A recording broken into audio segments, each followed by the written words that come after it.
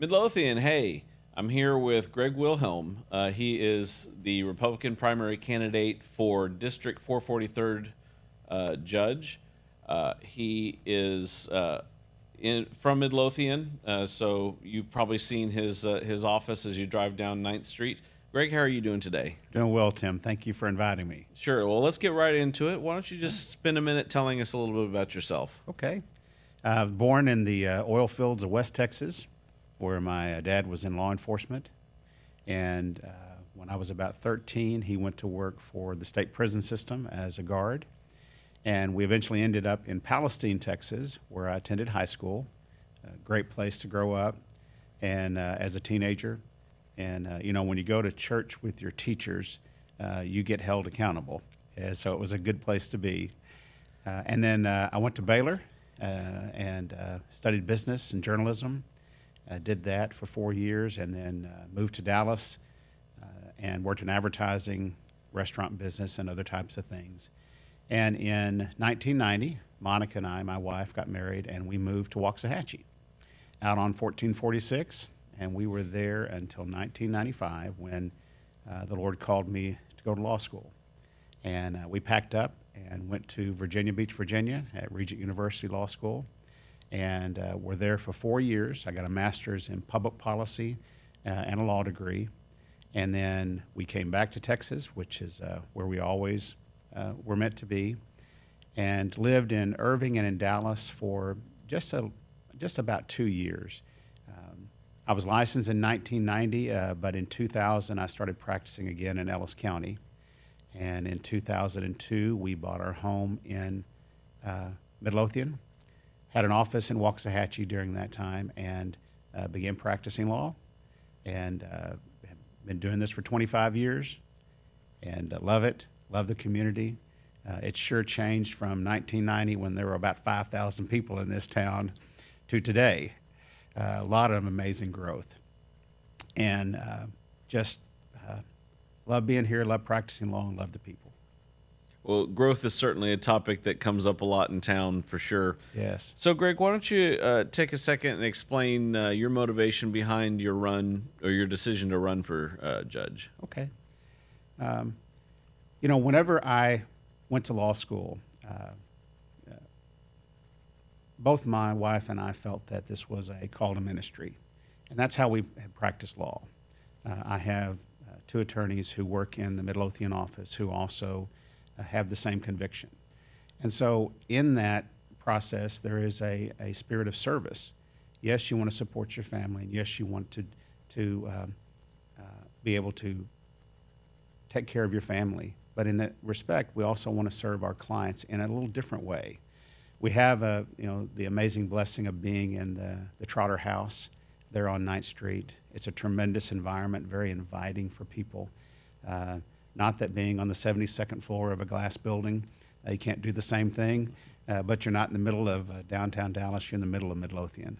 And it's a great, tremendous reach there. And when I came, my first or second case that I ever had in Ellis County was a child abuse case. And it just grabbed a hold of me. And I began pouring myself into that line of work. And I would do business and probate and other things on the side in order to be able to afford to do the child abuse cases. In the early 2000s, the judge at that time asked me to be the chairman of a steering committee to create CASA of Ellis County. And so I put together a small board, and we began working with the Dallas CASA. And CASA is court-appointed special advocates, and you train individuals to be voices for children who are the subject of child abuse cases in the CPS system. And we formed CASA of Ellis County, and I was the board president for 3 years. And in 2006, I was approached and ran for county treasurer, and was elected county treasurer, took that office on January 1st, and about 4 months later, the sitting judge of the County Court at Law 1 left to go into private practice, and the county commissioners held open interviews, public interviews at the historic courthouse, and there were a number of us, and at the end of the day, I was appointed to fill that bench, and then one election for the remaining term of that. And that's what's amazing about the opportunities that I've had is serving as judge expanded my legal career and my legal vision more than I could ever imagine, because that court has, and to today has, concurrent jurisdiction with the civil district court and with the family court. And so you would have, at 9 o'clock, you'd have a appeal of an eviction from a JP court. 9:30, you would have a multi-million-dollar contract. 10 o'clock, you would have a child abuse case. 10:30, a family violence protective order. Mental health, overflow for juvenile cases, and all the probate jurisdiction, elder abuse, all of those together with CPS running throughout those cases. And during that time, I saw the need for there to be, even more than ever, judges who truly were committed to the original intent of the Constitution. And that was not such a reflection of the other judges in Ellis County as it were those that I interacted with around the state and around the country. And where you saw judges that, they had a good heart, but they were making decisions based on their heart, not on the four corners of the Constitution. And so after I left the bench, I was recruited by Governor Rick Perry to serve on his Juvenile Justice Advisory Board. And that's where you work on programs to try to minimize recidivism of juveniles so that they don't become part of the criminal justice system long term. He also asked me to be a chairman of his Parental Rights Advisory Committee, where we worked with people around the state to amend the Code of Criminal Procedure that would give law enforcement the ability to do more welfare checks when there were children missing, and many times that child had been removed from the home by another parent. And so it was a fascinating opportunity. And during that same time, I was approached by the state organization for Texas CASA, and they are the organization that oversees and helps to fund all of the other programs around the state. And so I began in that process, and over the time that I was there, I moved up to being the president-elect, and then I was the statewide board president, and then the past president, where we oversaw a $39 million budget. And during that time, I built my law practice back here in Midlothian, and addressing matters from A to Z. Great. Well, so if you are to be elected, Greg, what kind of short-term plan, maybe like 90 days, do you have in place to go forward with?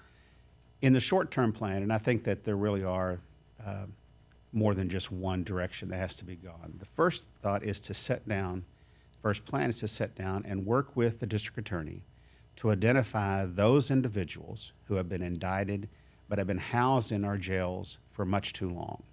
There are many of those that have been in jail that have pending plea agreements, but they haven't been heard.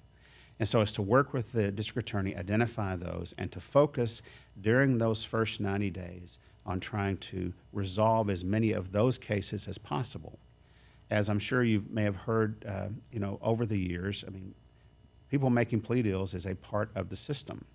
Sometimes the pleas are not accepted by the court or accepted by the attorneys or the accused, but they are a vital part of managing the system. And so I want to try to do that because our jails the Ellis County jails are at their brink of capacity. COVID hit this community pretty hard. It hit the court system hard, and those cases need to be resolved.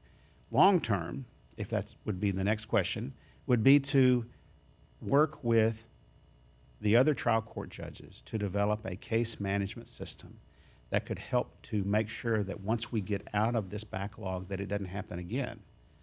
Now, the tricky part of that is we can make a case management plan that would work for 2025, but with the growth of Ellis County, we're going to continue to have to learn how to manage those cases efficiently until such time as the legislature or the county believes that we should have another court to help to lessen the load.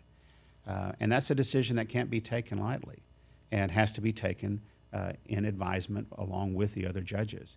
And I believe through that it would be prioritizing cases, figuring out if you could develop a plea docket where you could expedite those pleas. But I think that the courts and the district attorney will have to work hand in hand in that, along with the county commissioners, to make sure that it happens. Okay. Well, Greg, what kind of unique Greg qualifications do you bring to the office? First is I have been practicing law for almost 25 years. I have owned my own business. As an attorney, you got to hire people, you got to fire people, you have to make payroll, you have to do those things of administration that are part of a judge's job that nobody else really understands and sees until they've been there. You are given a budget every year. You have to go and propose your budget to the county commissioners. You've got to argue in favor of that. You've got to be able to do that, and that's a part of that skill of business that I have. The second is I have been a sitting trial court judge, and that is a unique qualification. I think one that specifically equips me to be able to, from day one, to be able to address the heavy dockets because I've been there before, to be able to prepare and handle the multi-week jury trials. I presided over a 5-week jury trial involving a Munchausen syndrome by proxy case. 5 weeks that we were in trial. We handled dockets early in the morning, we handled dockets late, and then we did the trial in the middle. When the case began, there were initially estimated over 10,000 pieces of evidence and over potentially 250 people who would be witnesses in this case. We picked a jury, added in 4 additional alternates because we knew during that long period of time, whatever it was going to be, we could lose somebody. And we didn't want to end up having to retry because we end up with 11 jurors. I've also, as an attorney, worked with the FBI and the Justice Department in addressing a child pornography ring that had reached its bony hand into Ellis County. And I was appointed to represent a child who was possibly a victim of that. And so I went to Dallas with the Justice Department into the FBI's child pornography lab. And unfortunately, but it's part of the job, had to look at a lot of video to find out if my child had been a victim. Thankfully for her, she wasn't. Not that we could find. And then as judge, I presided over some of the most horrific child abuse cases you could ever imagine. And through that process, applied what I try to live my practice and my life by, which is honoring the original intent of the Constitution to make sure that the accused, along with the victims, are given justice. And you're going to hear that word tossed around a lot in this campaign, which is I'm very glad that it is. We don't want to have a judge who's saying, no, I don't want justice. But a judge symbolically, and there's a lot of symbolism in the law. You have Lady Justice that has a blindfold, and you have a judge that has a black robe. And that is to have a completely unbiased view toward those individuals who come before you, and to make your decision not out of emotion, not out of anger against the person for what they've been accused to do, not out of over sympathy for the victim. You want to equal and balanced justice in order to make sure that the just actions and that the law are applied that way to that accused and for that victim. Because otherwise, we're going to end up undermining the system. A phrase that I have used for 20 plus years is that the level of justice that we eventually give the most guilty is the level of justice that we will eventually give the most innocent. And what does that mean? If we're going to hide evidence, or we're going to disregard something that might lessen a charge against an accused, will eventually, the system itself could do that for someone who's the most innocent. I had an experience as judge where there was a request by a governmental agency to have a search warrant to go into a home because they had an anonymous tip that something might be going on in this family. And they continued and they pushed the issue. And at the end of the day, when I asked for the evidence supporting what the accusations would be, was we don't know, we just need to get into the house so we can get it. And their effort was, well, they really believed that there was something wrong there, but I was not going to allow the violation of that family's rights so that someone could go in without probable cause. And so we set the matter for hearing so that everybody could equally be heard and be represented. And at the end of the day, that search warrant didn't happen because there was not a valid basis. And so bringing to this bench, you need someone who has handled all of those type of situations. And yes, today, the 443rd is a criminal court. When it began, it was half civil and half criminal between the 40th and the 443rd.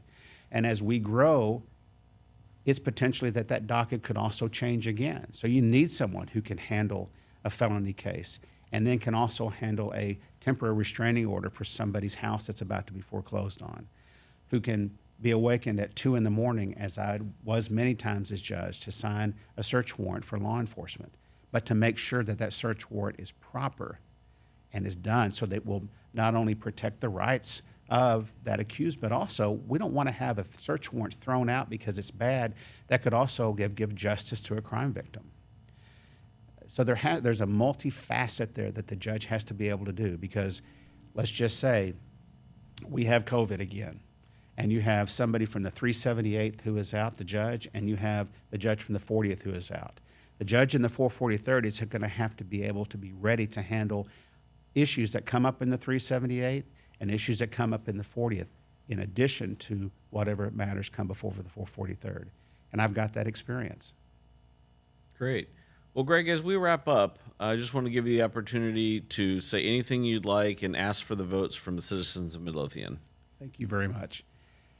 What I'm asking the citizens to do is that when you go into the voting booth and the privacy of that, you may have, I like Greg Wilhelm, but I'm not sure about him.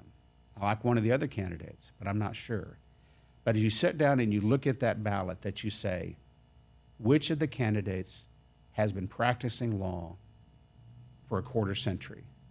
Which of the candidates has been a presiding trial court judge who has handled all myriad of cases? Because during my 25 years, I have been involved in almost every aspect of the law, and I continue to do that today. Which individual is committed to enforcing, preserving, and protecting the original intent of the Constitution? And which judge understands that the ruling of a state district trial court judge may not just affect the citizens of Ellis County, but it could affect the citizens of this state and of this country. As you've heard of rulings being made, for example, of a state district judge in Austin, and how that it impacted and stopped matters from occurring or created things to occur, that didn't just affect Austin. It can affect this state. And so in that respect, I've been there. I've had my rulings be appealed all the way to the Supreme Court and sustained. Those things have been there. And that kind of experience is what this court needs today. With the issues that are happening, the growing that is happening, you need someone who says, I've been there, I've done that, and I'm ready to roll up my sleeves and do it again on day one. So I ask when you go into that voting booth that you select Greg Wilhelm for judge at the 443rd Judicial District Court here in Ellis County. Thank you. Well, Greg, I wanted to thank you once again for taking the time to answer questions and inform the citizens of Midlothian. Midlothian, as you go to the polls, it's important that you know what you're voting for. Thank you for taking the time to watch these videos and learn for yourself, and stay classy.